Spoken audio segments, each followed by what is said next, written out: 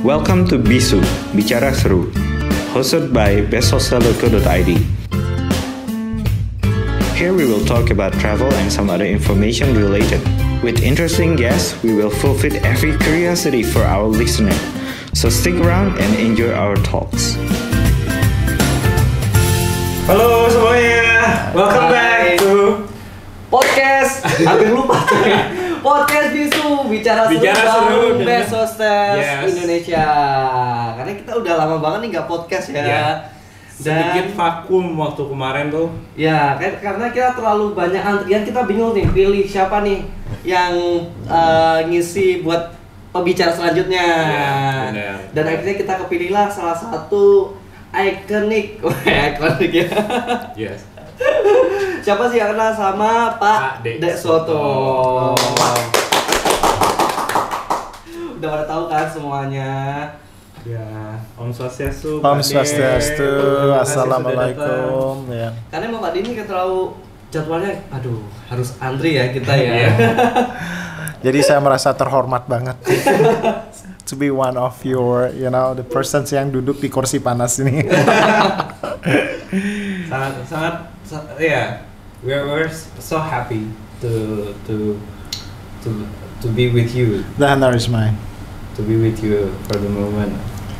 Terima in kasih. Best Hostel Indonesia. Thank you. As a local platform, and I would like to know also about what is. Aku melihat Pak Dek Soto ini kan sangat terkenal sekali, dan pertama kali kita kenal itu kan dari Andi Sudarmo. Ya. Pada tahu. saat kita syuting waktu pertama kali ya, sama Bu siapa? Bu Eka? Sama Bukan. Bu Eka. Di pinggir pantai itu. Oh iya, saya lupa. Oh ya, ada Bu Eka. Oh ya, saya lupa. My apology. Ya. Dan kesibukan Pak Dek akhir-akhir ini apa nih Pak Dek? Saya pengacara. Yes. Pengangguran banyak acara. Oh, okay. Aku mikir nih pengacara, waduh, padu banget kalau pengacara. Ya kan, sebagai status ekonomi terburuk di Indonesia, jadi saya one of them sebagai pengacara. Jadi pengangguran banyak acara, tapi betul banyak sekali ada acara, and mostly itu acara-acara social dan humanity. Itu yang paling banyak. Itu yang sangat aku senangin sih, karena Pak Dek sangat meng-highlight tentang isu-isu yang ada di Bali ya. Benar. Terlepas dari berbagai kepentingan politik, birokrasi, nggak ada. Yang penting bagi saya kalau kepentingan masyarakat dan humanity, I think saya udah siap sedia nih. Pokoknya itu udah menjadi priority saya, gitu. Iya. Selain itu, Pak Dek juga sangat mengapresiasi beberapa kegiatan yang berbau akan kesenian. Iya. Kapan kita ketemu Pak Dek Soto juga di acara apa namanya itu? Festival layangan. Festival yang layang di Sanur. Wah, itu mah dari kecil. Itu loh. Hobi dari kecil itu. Boleh ceritain sedikit gak Pak Dek? Yes. Pertama kali berkecimpung di dunia layangan. Saya udah dari kecil ya, turun temurun nih, dari penggelingsir atau tetua saya, mereka the finest kite makers di Bali lah ya. Ya menurun ke kita dong jadinya gitu. Saya sangat mencintai layang-layang since I was a baby, since I was a child. Yes. Jadi pertama kali nonton tuh tahun 1979, itu kali kedua kalau nggak salah, itu lomba layangan di Bengkok atau di Denpasar, lupa saya pokoknya. Sejak itu saya benar-benar fall in love dan tidak pernah melewatkan yang namanya festival dari akhir 70-an sampai 2019 tarik, karena 2020 kemarin kan terkendala oleh ya situasi yang penuh dengan uncertainty ini gitu. Oh, itu 2020 malah saya punya lapangan terbesar di dunia malahan. Did you know that? Karena saya lah yang membuat virtual kite festival pertama di dunia. Indeed, Pak. Indeed. So everyone can just, fly kite just around the house. Ya, layangan itu ibarat udah it's just like my soul gitu. Dan banyak banget dapat pelajaran hidup dari sana, dari layang-layang. Termasuk prinsipal hidup juga sama, dapat dari layang-layang juga. Mungkin boleh share sedikit Pak Dek. Jadi begini, kadang kita kan tidak pernah tahu nih menghadapi situasi hidup nih mau kayak apa, penuh dengan challenge, penuh banget dengan challenge. Jadi up and down kita nggak pernah tahu. Nah, ketika saya masih SD belajar suka nerbangin layangan sama bapak saya. Jadi angin itu tidak setiap saat berhembus. Jadi saya lihat bapak saya kok nerbangin layangan pagi-pagi banget ya, kenapa ya? Oh, mau mengejar awan. Istilahnya kalau bahasa Bali ngamunin atau menerbangkan layangan sampai masuk ke awan. Nah, kenapa harus pagi? I want to be the first. Oke. Dan terus nggak ada angin, ya udah terus naik turun sampai dengan ketinggian kalau hitungan tali itu 2 roll, 1 roll 2 roll nggak ketemu tetap naik. Tarik ulur. Itu adalah actually berjuang untuk mendapatkan angin yang terbaik di atas. Jadi begitu roll ketiga, roll keempat dapat angin, wah langsung bablas. Dan ini sama dengan ini betul-betul memberikan pelajaran ke saya sebagai falsafah hidup. Jangan pernah menyerah gitu loh. Jangan pernah menyerah. Kehidupan ini apapun itu, your personal life, your business, everything itu selalu mengalami up and down. Jangan pernah menyerah. Dan itu sama kayak layangan, tarik ulur. There's always a moment kita akan just look like the kites. Wow. Sekali. itu ya kurang lebih filosofi falsafah hidup yang saya pegang. Oke. Tapi selain itu ada untuk jangan tegang-tegang loh ya. Kalau layangan khas yang paling beda yang dari layangan di Bali itu apa nih, dari ukirnya atau dari mereka punya, kan aku tahu nih kayak ada, aku nggak tahu sebenarnya apa ya, kayak kepalanya naga atau punya, mereka punya nyawa sendiri atau bagaimana buat? Sebenarnya saya paling benci kalau ditanya tentang layang-layang. Oh. Udah bosan banget itu. But that's fine. Saya iya. ngerti banget. Jadi Aku merasa kalau mungkin kalau layangan yang ada kepalanya itu ada, kalau di Bali kayak ada taksunya gitu. Iya. Saya juga dulu kecil emang suka main layang-layang, tapi namanya layang-layang yang kayak bentuk yang tahu lah, ketupat, kemudian delta, lele, atau ada sebutannya di Jawa itu gapangan, gapangan, betul. Itu. Jadi ya layangan Bali itu layangan tradisional kita itu memiliki sangat berbeda dari daerah lain di Indonesia pertama. Kedua, yang lebih membanggakan lagi itu adalah ketika kita bandingkan dengan layang-layang yang ada di dunia. Layang-layang Bali itu memiliki filosofi masing-masing gitu loh. Terbagi menjadi 3 kategori utama, ada jenis janggan, nanti pun juga ada turunannya, terus ada bebean, ada turunannya, terus ada jenis pecukan yang 2 sisi, itu juga ada turunannya masing-masing gitu loh. Jadi kalau saya ceritakan panjang lebar itu masalah layangan. Jadi tadi kebertannya masalah nyawa. Kita di Bali itu sangat percaya dengan taksu. Semoga pernah mendengar istilah taksu tersebut kan gitu. Jadi ya itu pun ada roh yang betul. Ya kalau nonton film Avatar itu udah Ewa ya gitu cerita. Bener ya Ewa ya. Yang pernah nonton nggak film Avatar? Nah itu kan ada pohon yang cingkling itu lah. Atau roh leluhurnya dia segala macam ya. Kita juga segala sisi kehidupan di Bali itu dipenuhi oleh taksu. Ya gitu juga layang-layang di Bali kan filosofinya berdasar dari Dewa Rare Angon, anaknya Dewa Siwa gitu. Sangat berfungsi untuk kesuburan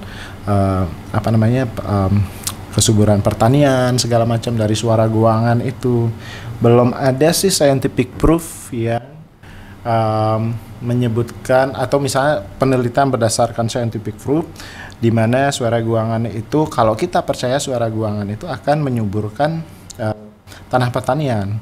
Karena kalau kita lihat ketika musim layangan tiba itu ketika padi sudah dipanen, kondisinya kering, tanahnya itu kering, otomatis yang kita lihat adalah dia belah-belah dong.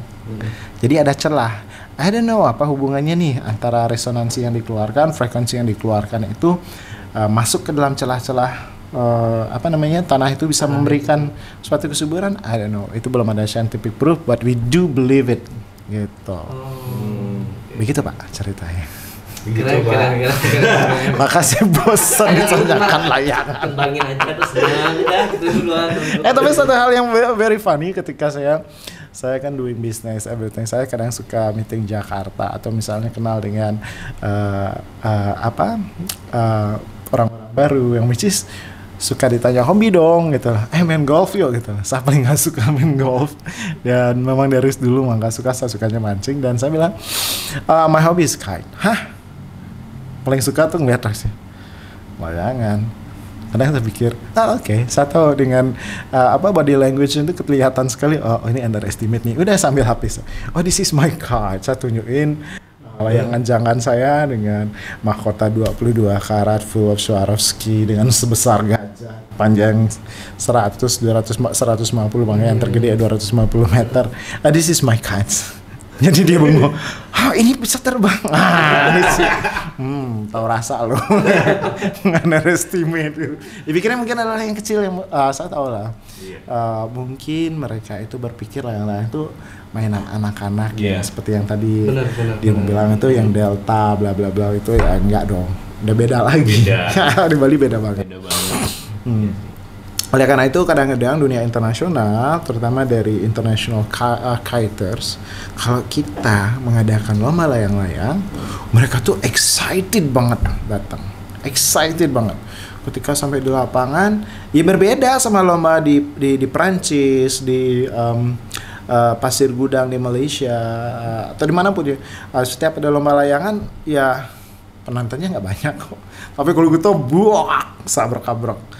Di India sama Cina banyak. Tapi yang membedakan adalah ketika kita menerbangkan layang-layang itu terma tradisional, kita punya tim antara 50 sampai 200 orang. Jadi kerjasama antar tim ini sungguh luar biasa. Ada yang nunjuk layangan, ada yang narik, ada yang ngontrol, terus ada yang bawa belaganjurnya, ada yang bawa benderanya. Jadi it's alive gitu loh. Dan itu nggak bisa didapatkan di tempat lain di dunia. Iya. That's for sure. Oke. Yes. Dan bangganya lagi layang-layang itu adalah bagian dari belakangan ini menjadi sebuah atraksi wisata khusus karena menarik perhatian Benar.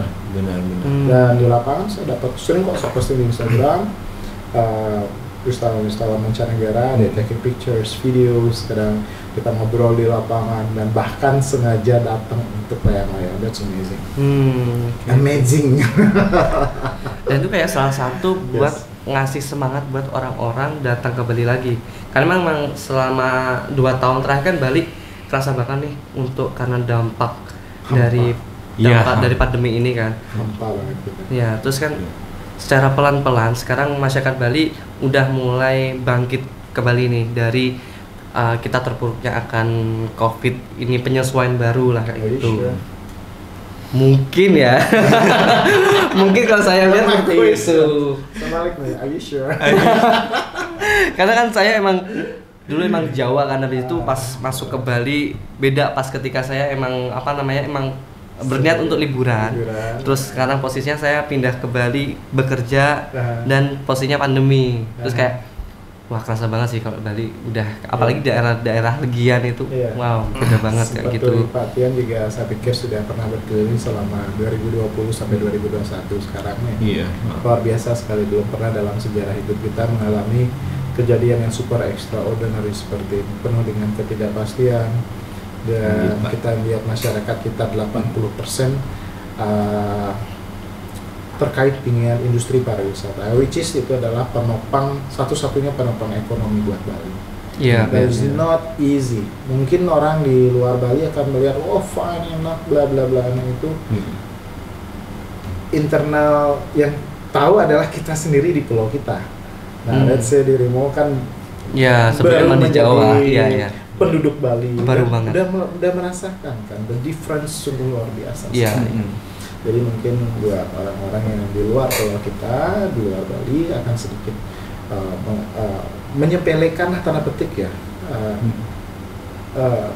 Tapi kita sendiri yang merasakan dampak social, cultural, economy, everything's changed a lot. Yang tidak kebayang kalau saya bilang destruction, impact yang terjadi ini sungguh luar biasa sekali. Tapi cara pelan-pelan kan masyarakat Bali How udah to- mulai nih how to- kayak bikin acara-acara biar turis domestik secara pelan-pelan bisa datang ke Bali dengan kembali lagi yang sekarang nggak kita begitu pingin takut banget gitu. dong, pingin banget kan, makanya belakangan ini apa ya, nah kalau pariwisata, kita berbicara pariwisata ini jauh banget nih dari layanan pariwisata. Iya, iya. Ya, pariwisata kita berbasis budaya. Iya. Dari budaya tersebut kita tidak pernah berekspektasi untuk dengan sengaja mendatangkan turis, tapi wisatawan lah yang datang untuk melihat the cultures we have, gitu loh. Itu intinya. The Bukan uniqueness. kita the uniqueness in the world itu Mhm. ya, mereka datang untuk melihat dan merasakan, gitu loh. Jadi apa ya? Jadi kita tidak dengan on purpose, dengan sengaja sekali. Oke, culture ini kita buat only buat tourism, nah seperti itu. Kita menjalankan tradisi kita sesuai dengan apa yang di heritage kan oleh leluhur kita, ya that's it. Kalau itu menarik untuk buat wisatawan, ya itu is okay. just something like bonus for us gitu loh ya. Iya. Itulah makanya budaya pariwisata kita akhirnya berbasis dengan budaya, anything with cultures. Nah, ketika di masa yang penuh dengan ketidakpastian ini, semuanya di-cut berdasarkan aturan kesehatan bla bla bla bla, ini itu mitigasi dan lalu itu jujur ya, hal yang paling saya takutkan ketika adalah terjadi rasa untuk mencintai budaya dari generasi milenial kita menurun. Itu yang paling saya takutkan, untuk membangkitkan kembali roh budayanya ini agak-agak susah gitu kalau sampai itu terjadi. Ya astagfirullah, syukur alhamdulillah teman-teman generasi muda kita sekarang itu justru kebalik ya, kangen banget itu yang saya kangen banget. Dan kangen terhadap the culture yang sudah mereka laksanakan walaupun hidup dalam era yang super milenial ini. Dan sebenarnya metaverse ya bahasa kerennya. Tapi generasi muda kita tuh masih bisa bilang saya kangen ogo-ogo, saya kangen lain-lain, saya kangen menggambar. Even though itu bukan untuk tujuan wisatawan, enggak loh. Memang Karena budayanya soulnya itu ada di sana. Oh iya sih. Itu ya pengen banget pas pindah ke sini pengen lihat acara ogoh-ogoh, pameran, bukan pameran, kayak apa ya, festival ya nggak salah. Festival ogoh-ogoh jalan keliling, terus kemudian ada di acara di Gianyar yang bawa apa namanya Mbak? Gebogan untuk Iya, pokoknya jalan di satu everywhere. desa. Nah Everywhere itu, ada. itu yang salah satu pengen pindah ke Bali pengen lihat kayak gitu, tapi ya karena kondisi seperti ini makanya kayak gitu ada beberapa yang masih di pending kayak gitu kan. Dan saya juga baru sebelum datang ke sini saya lagi ada upacara pengabdian sahabat saya. Tadi saya ambil hobi saya fotografi kebetulan, cuma dari gadget doang. Dan tadi saya memotret 3 hal yang unik. Saya melihat ada 3 wisatawan asing yang which is adalah bagi saya pemandangan langka kalau 2019. Sana bule, sini bule, aduh, mana sih ini domestiknya, mana sih lokalnya, semuanya bule. Sekarang nggak ada bule itu, kalau ngelihat bule itu kayaknya kayak makhluk langka gitu, kayak aliens buat saya. Wow, ada bule, wow gitu. Ya saya ngerti kendala untuk traveling itu di setiap negara masih berbeda-beda. Saya mengerti banget, dan kita semua sepertinya harus mengerti walaupun menahan perut lapar. Cuman tadi 3 foto yang saya dapatkan itu adalah ketika ketiga wisatawan asing ini memotret, memvideo kegiatan ngaben yang which is ini adalah di Banjar bersangkutan, itu adalah kali kedua yang dilaksanakan selama 2020-2021 yang penuh aturan ini dengan full maksimum, penuh dengan prokes, dan itu bagi saya adalah sesuatu yang amazing. Dan saya ngerti betapa kangennya mereka terhadap Acara seperti itu. terhadap Bali in general, terhadap Bali seutuhnya. Iya. Yang saya dapatkan. Akan saya posting dengan tulisan yang indah, nanti entah ada yang baca kayak nggak bisa. Penting itu, biasanya saya suka nulis sebelum tidur, saya suka nulis ini, nanti akan saya buat wording yang indah. Gitu. Emang sangat unik banget sih. Ya emang kayak culture Bali itu ya cuma bisa didapetin di Bali begitu loh. Kalau misalkan kayak acara-acara yang lain kayak Jogja itu kan punya karawitan itu bisa kita nikmatin di Blitar ataupun tempat saya sendiri itu bisa. Nah sedangkan kalau di Bali itu ya adanya cuma ada di Bali kayak gitu nggak sih contohnya. Itu kayak emang yang dicari-cari kayak gitu. Karena ini impactnya kemana-mana nanti, dari culture, dari preservasi budaya, tourism kita, ya termasuk impactnya ke hotel-hotel, termasuk best hostel juga akan kena impact. Ya tak? Ya Allah, amin. Karena dengan datangnya wisatawan, kembalinya wisatawan. Oh dulu saya ini mungkin Pak Tian tahu kalau saya 2020 kemarin membuat satu gerakan yang kita sebut dengan Bali Kembali dan Bali Kembali BK.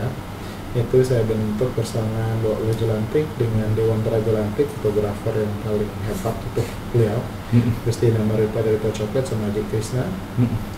Jadi kita berpikir what we can do for Bali is something like, karena kita sadar akan regulasi antar negara terutama menghadapi uncertainty ini nggak jelas semuanya ya. Jadi kita akan pasti rely on dengan domestic market. Jadi makanya kita buat program Bali Kembali waktu itu betul-betul sebuah program yang dari individu-individu kita nih pada berkumpul, nggak ada keterlibatan politik, birokrasi, nggak, yang betul-betul murni kita ingin untuk mempromoting Bali itu it still exists. Dan sampai saya buatin video gimana.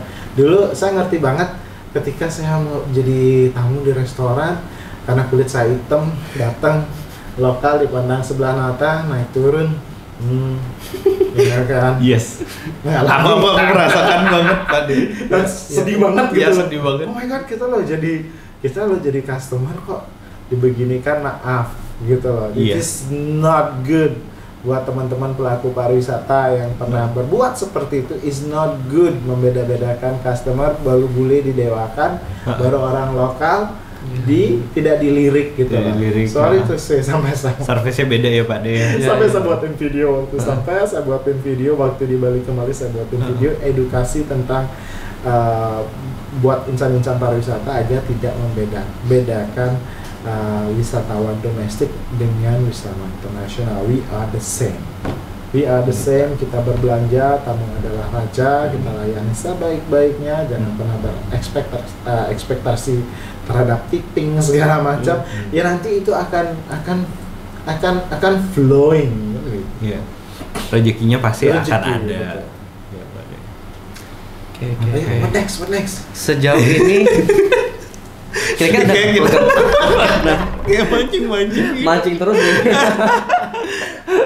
Untuk kedepannya nih ada program apa yang rencana mau dibikin? Kita kan udah di tahap posisi Bali Kembali udah mulai kelihatan. Bali Kembali, Bali Bangkit, Bali is back. So many kegiatan yang menurut saya nggak jelas, sorry to say, kalau tidak didukung oleh rule and regulation dari pemerintah. Jadi kita nih sebenarnya mengalami situasional yang sebenarnya terhadap virus corona ini sebenarnya sudah terkendali ya. Double vaccinated sudah, ketaatan Bali bagi saya, kalian bisa saksikan sendiri, adalah yang paling taat, semua pakai masker kemana-mana. Di media, maaf, saya pikir ini juga terjadi ketimpangan berita, kita dihitamkan nggak jelas. Saya ngeliat tetangga saya satu pun nggak ada kena COVID loh ya. Dan masyarakat saya di seputar wilayah saya masih satu pun juga nggak ada kena COVID.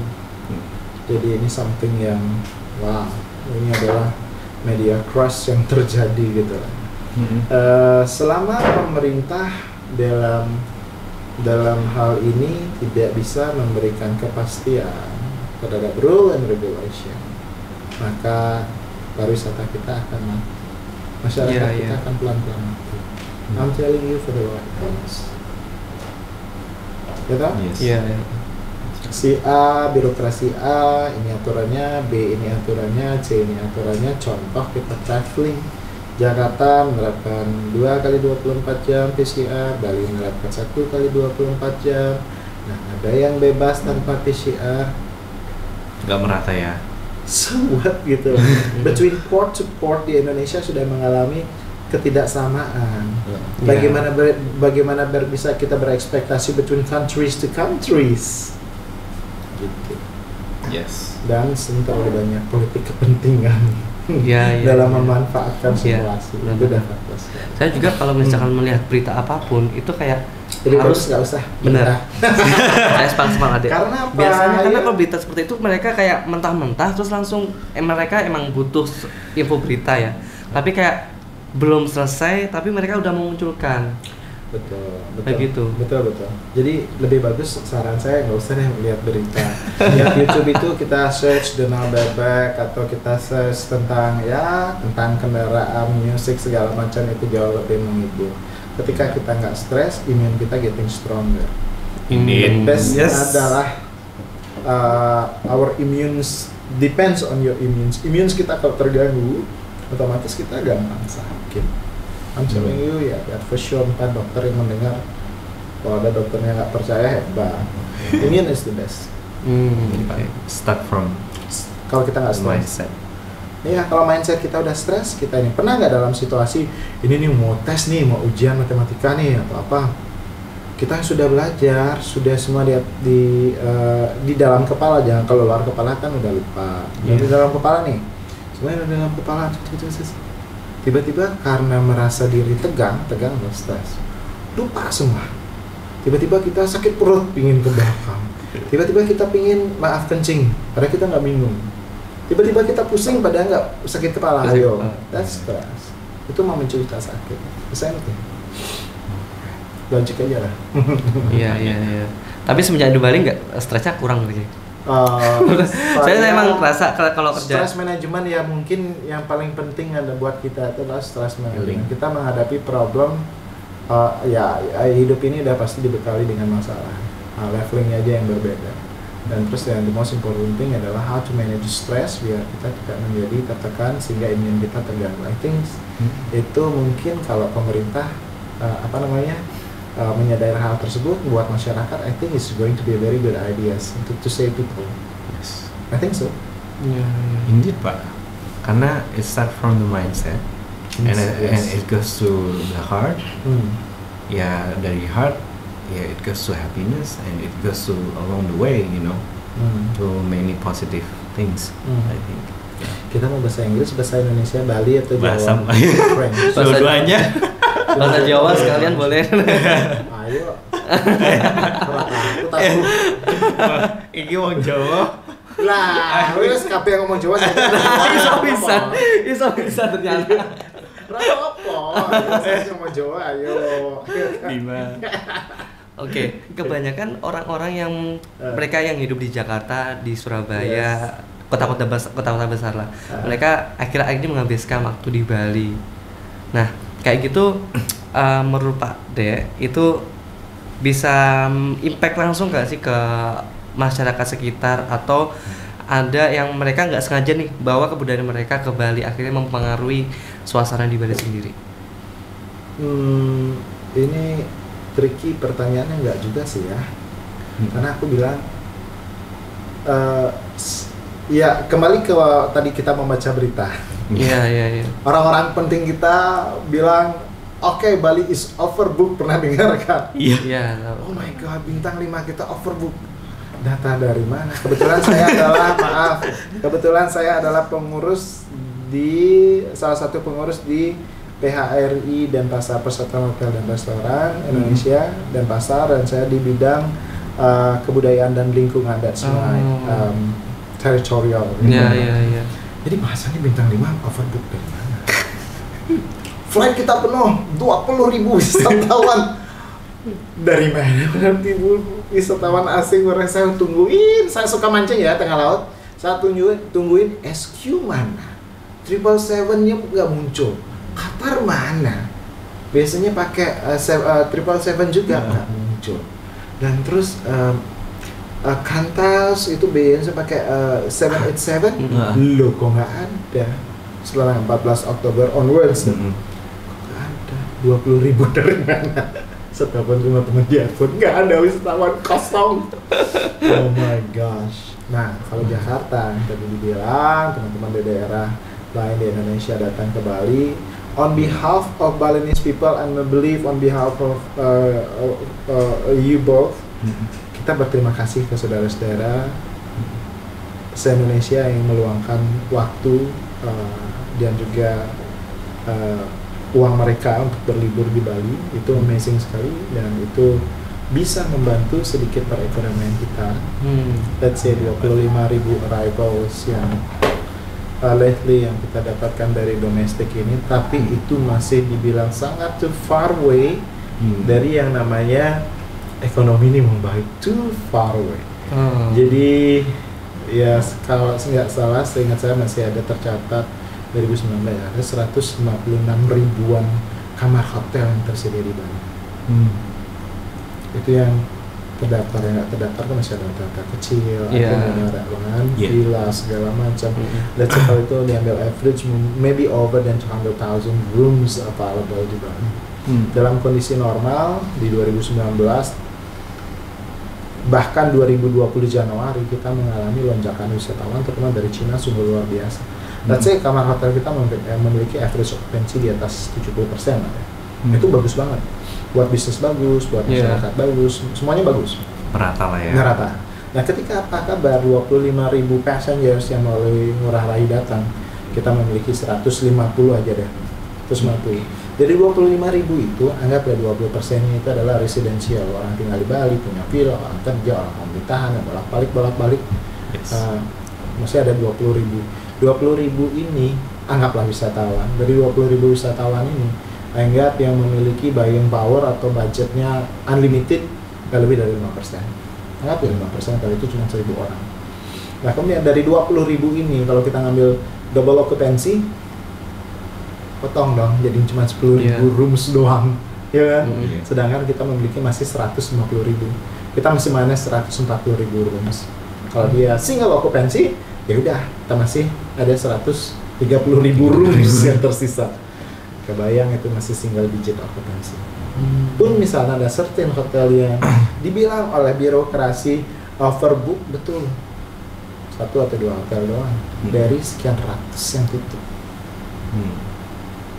Terus apakah akan ada perayaan celebration? Ya, bagi mereka ya untuk kepentingan political wills. Buat kita in reals menderita bos. Masih menderita ya. Pun misalnya Aston Kara alhamdulillah banget ya, bisnis transport mulai laku, rental mobil mulai laku, motor mulai laku. Tapi I believe itu hanya untuk bisa mensupport hidup. Belum terakumulasi selama hampir 2 tahun kekosongan yang terjadi. Semua orang kan, sebagian besar orang masih punya utang. Utang finance ke bank, ke koperasi segala macam, including myself. Belum lagi untuk biaya hidup, belum lagi biaya sekolah anak-anak, daring segala macam ini itu. We still fighting, masih mengakumulasi semua, ya nggak cukup. Belum, is far away dari itu. Tapi yang sebagai orang Bali kita itu sebut dengan suka mengistilahkan untung gitu. Untung ada dia, untung ada tamu, untung. Sebenarnya nggak ada profit sih di dunia bisnisnya tuh. Room rates-nya turun kan, amusement park turun, terus jasa penyeberangan juga harganya jor-joran turun. Nggak ada bahasa untung sebenarnya kalau bahasa cari profit company nggak ada. Tapi filosofi orang Bali itu sukanya untung ada tamu, bersyukur masih ada tamu. Jadi kita orang di sini tuh mostly lebih suka bersyukurnya aja. Jadi itu menghindari stres. Jadi meskipun ada tamu sedikit pun kayak masyarakat Bali malah tetap bersyukur, untung banget ada tamu yang datang, terus kemudian mereka bisa long stay juga di hotel mereka. Ya, terus sampai ada yang rela itu cuti hingga akhir tahun. Untung saya nggak kerja, sapinya waktu, jadinya masa untung itu ada. Iya, jadi kayak nggak terikat. Ya gitu. Jadi akhir tahun ini kayak menjadi keberkahan sendiri bagi orang masyarakat Bali sendiri ya Mas. Semoga. Saya melihat trafiknya juga sudah luar biasa. Progresnya hampir setara dengan high season biasa gitu lah. Ya cuman bedanya adalah sekarang gaya orang traveling lebih sedikit menggunakan jasa angkut pesawat udara, benar nggak? Iya. Lebih banyak akan kembali dengan menggunakan Kendaraan pribadi. Jadi yang saya lihat plat mobil L, P, B, N, whatsoever ini reminds me to the year of 1990. Jadi itu adalah pola tahun 1990 di mana saudara-saudara kita di Indonesia melakukan traveling ke Bali itu melalui jalur darat. Nah mungkin sekarang karena didukung dengan tol yang dibuat Pak Jokowi itu sudah menyentuh Banyuwangi, jadi it's much easier for those people traveling. Kurang lebih seperti itu. Lebih save time juga ya. Iya. Save time and save money. Yes. Gitu. Oke. Gitu ya. Oke, mungkin pertanyaan terakhir dari saya. Mungkin Pak D punya kesan dan pesan untuk para backpackers di luar sana. Kan kalau kita ngomongin tentang backpacking, ini kan ya sebenarnya kan target market kita ini dari umur 18 sampai 25 ya Pak D, millennials. Mereka masih mau travel dan pastinya mereka juga pengen akomodasi yang murah, tapi kan nggak sampai di sini aja, pasti kan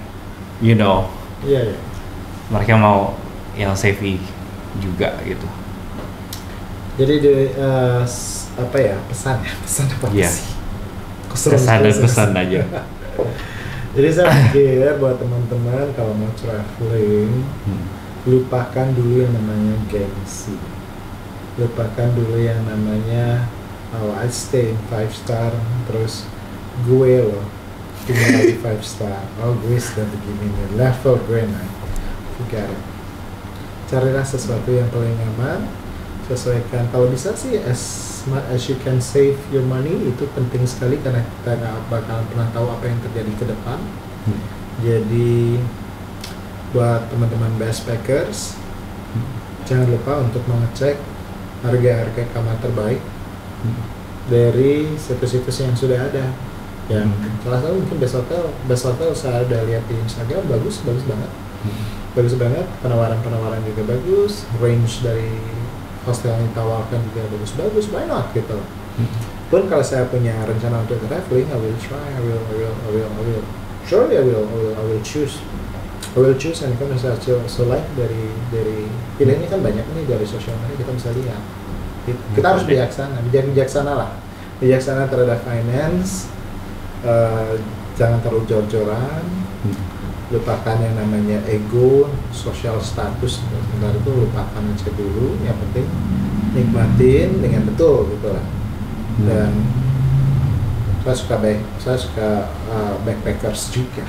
Pak D sendiri pernah nggak sih nginep di dormitory Pak D? Di mana? Penginapan dormitory. Dormitory pernah, kenapa enggak?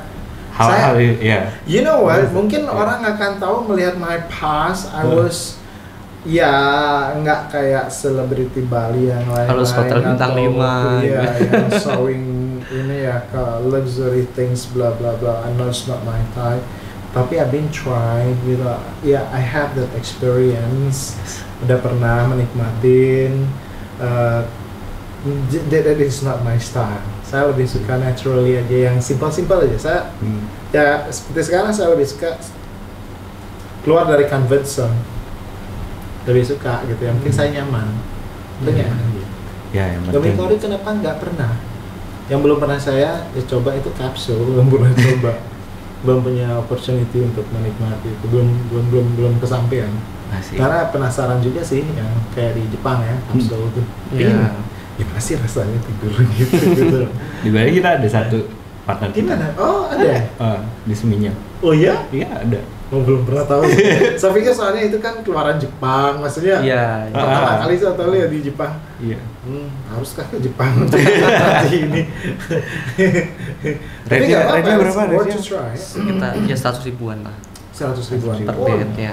Worth it banget lah. Iya. Worth it banget ya. Oke. Baik.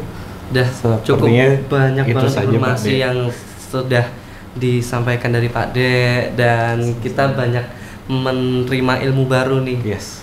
Dari segi Tentang hidup, layang-layang, tentang pariwisata, layang-layang terutama layang-layang. Terima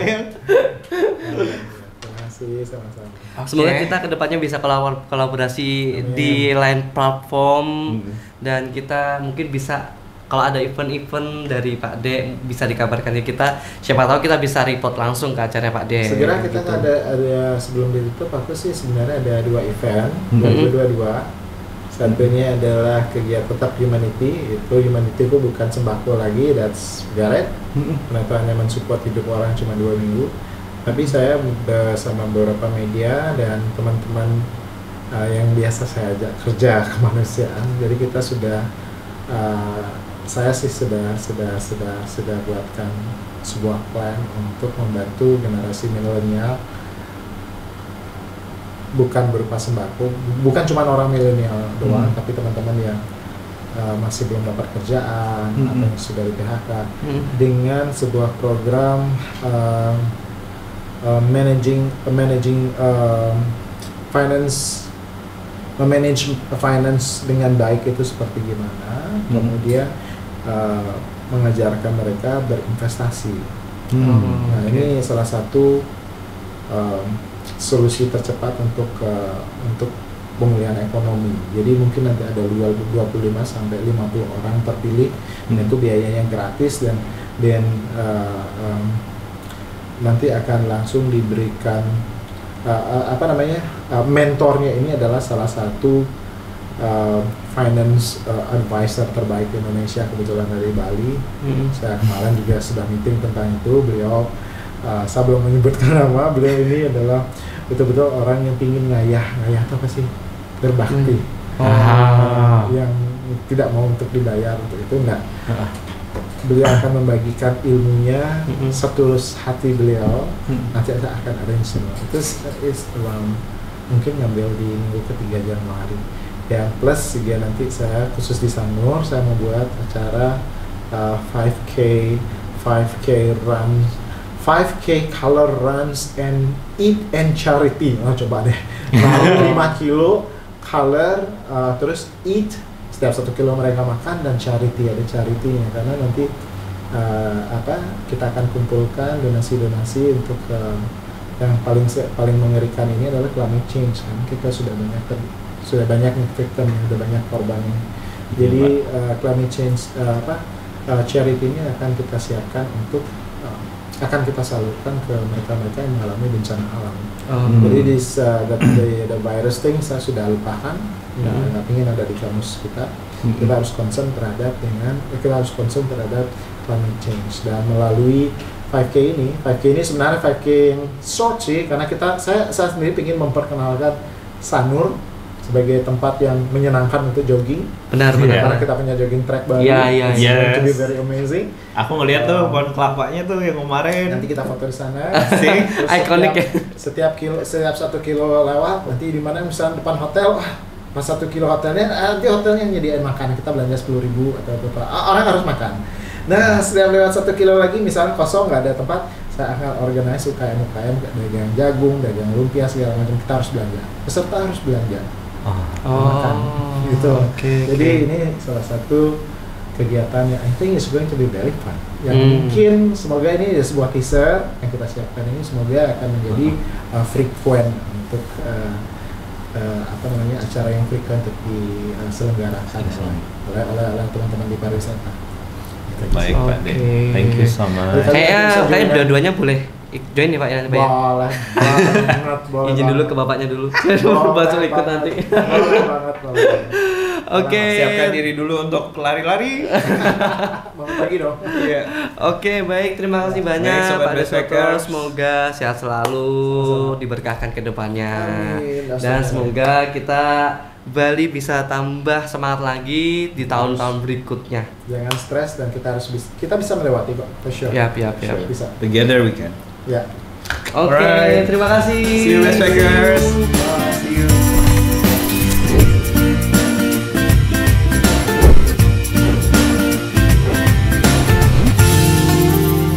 Nasostels.co.id